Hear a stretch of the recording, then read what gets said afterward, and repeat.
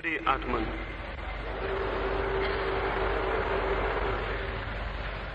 मैं आपका स्वागत करता हूं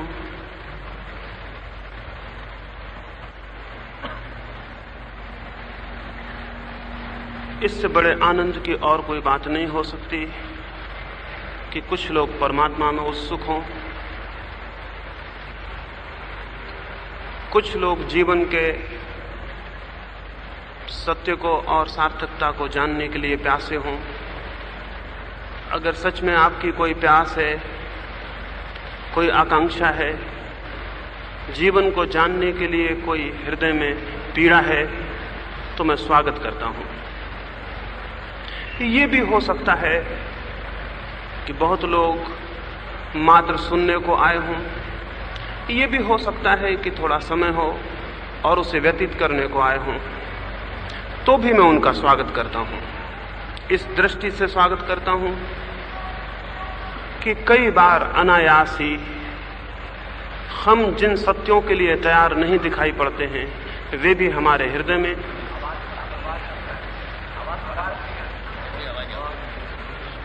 ने कहा, कई बार बिल्कुल अनायास ही कोई सत्य हृदय के किसी तार को झंझना देता है और हम जिसके लिए पहले से तैयार भी नहीं थे, उसकी तैयारी का प्रारंभ हो जाता है। इसलिए वे लोग जो प्यासे हैं और वे लोग जो प्यासे नहीं भी हैं, उनके लिए भी इन 4 दिनों में जो बातें होंगी वे किसी काम की हो सकती हैं। इसलिए मैंने कहा कि मैं आपका स्वागत करता हूं। और आज इस प्राथमिक पहली चर्चा में जो सर्वाधिक महत्वपूर्ण मुझे मालूम होता है और जीवन में किसी भी खोज का प्रारंभ जिसके बिना नहीं हो सकता, उसके बाबत ही बात करूंगा। 4 चर्चाओं के लिए मैंने 4 ख्याल किए हैं। आज तो आकांक्षा के ऊपर विचार करूंगा, कल मार्ग के ऊपर, बाद में द्वार के ऊपर और अंत में प्रवेश के ऊपर। हम साधारणता मान लेते हैं कि जी रहे हैं, लेकिन बहुत कम लोग हैं जो ठीक ठीक अर्थों में जीते हैं। बहुत कम लोग हैं जिन्हें इस बात का पता भी चल पाता है कि उनके पास जीवन था। बहुत कम लोग हैं जिन्हें इस बात का बोध हो पाता है कि क्या रहस्यपूर्ण सत्ता उनके भीतर निवास कर रही थी। हम करीब करीब अपरिचित और अनजान ही अपने से जी लेते हैं। निश्चित ही ऐसा जीवन कोई आनंद, कोई शांति न दे पाए तो अस्वाभाविक नहीं होगा। यही स्वाभाविक होगा कि जीवन एक दुख और चिंता और एक परेशानी और एक पीड़ा बन जाए। वैसा ही हमारा जीवन है। स्वाभाविक है कि जीवन को जानने की उत्सुकता पैदा हो। हम जानना चाहें कि हम क्यों हैं, हमारी सत्ता क्यों है, कौन सा प्रयोजन है, कौन सा अर्थ है जिसकी वजह से हमें होना पड़ा है। और अगर हमें यह भी पता ना चल पाए कि कौन सा प्रयोजन है, कौन सा अर्थ है, तो हम जिएंगे तो जरूर, लेकिन जीवन एक बोझ होगा। घटनाएं घटेंगी और समय व्यतीत हो जाएगा। जन्म से मृत्यु तक हम यात्रा पूरी कर लेंगे, लेकिन किसी सार्थकता को, कृतार्थता को और धन्यता को अनुभव नहीं कर पाएंगे।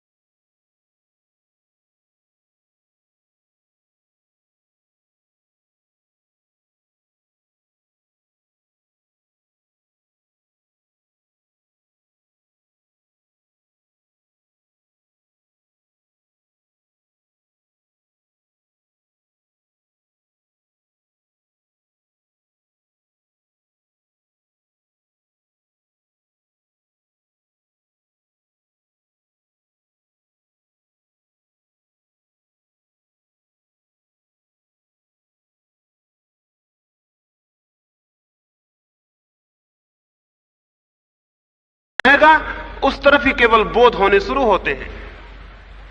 काशी में एक नरेश थे, 1920 में उनका एक ऑपरेशन हुआ। उन्होंने कहा कि मैं ऑपरेशन के वक्त किसी तरह का क्लोरोफॉर्म, किसी तरह का बेहोशी की कोई दवा लेना पसंद नहीं करूंगा। तो कहा गया फिर कैसे होगा ऑपरेशन? तो उन्होंने कहा कि मैं गीता पढ़ता रहूंगा। जब मैं गीता पढ़ता हूं मुझे सारी दुनिया भूल जाती है, उस वक्त मेरा ऑपरेशन कर लिया जाए। डॉक्टर बहुत दिक्कत में पड़े, खतरा भी हो सकता है, वो गीता पढ़ते हो और बीच में ध्यान टूट जाए। तो डॉक्टरों ने छोटा मोटा ऑपरेशन करके पहले देखा, लेकिन पाया कि उनका हाथ भी काट दिया जाए तो भी वे गीता पढ़ते वक्त उन्हें उसका कोई बोध नहीं होता। फिर उनका पूरा ऑपरेशन हुआ। उस ऑपरेशन की सारी दुनिया में चर्चा हुई। बड़ा ऑपरेशन था, पेट का ऑपरेशन था, लेकिन वो गीता पढ़ते रहे और ऑपरेशन हुआ। उमर हुआ, खलीफा उमर हुआ, एक बहुत अद्भुत व्यक्ति हुआ। वो युद्ध के मैदान में था, उसको एक तीर मार दिया गया, उसको तीर चुभ गया। तीर इतने गहरे घुसा हुआ था, उसे निकालना इतना कठिन काम था, इतनी पीड़ा और दर्द की स्थिति थी कि उसे निकालना मुश्किल था। चिकित्सकों ने कहा हम क्या करें? लोगों ने कहा जब उमर सुबह नमाज को बैठे तब खींच के निकाल लेना, उसे कोई पता नहीं चलेगा। खलीफा उमर सुबह नमाज पढ़ने बैठा और उसका तीर खींच के निकाल लिया गया, उसे कोई पता नहीं चला। उसका ध्यान कहीं और था। वस्तुतः जहां हमारा ध्यान होता है उसी सत्ता का हमें केवल बोध होता है और किसी सत्ता का हमें बोध नहीं होता। हमारा ध्यान भीतर की तरफ नहीं है, हमारा ध्यान बाहर की तरफ है। इसलिए बाहर की दुनिया तो हमें ज्ञात होती है, भीतर की दुनिया हमें ज्ञात नहीं होती। हमारा ध्यान शरीर की तरफ है, इसलिए शरीर का हमें पता चलता है और आत्मा का हमें कोई पता नहीं चलता। फिर लोग हैं जो पूछते हैं आत्मा है, उनसे केवल इतना ही कहना होगा आत्मा तो जरूर है, लेकिन उसकी तरफ ध्यान नहीं। इसको स्मरण रखिए, जिस तरफ आपका ध्यान होता है उसी सत्ता का केवल बोध होता है और कोई बोध आपको उपलब्ध नहीं हो सकते।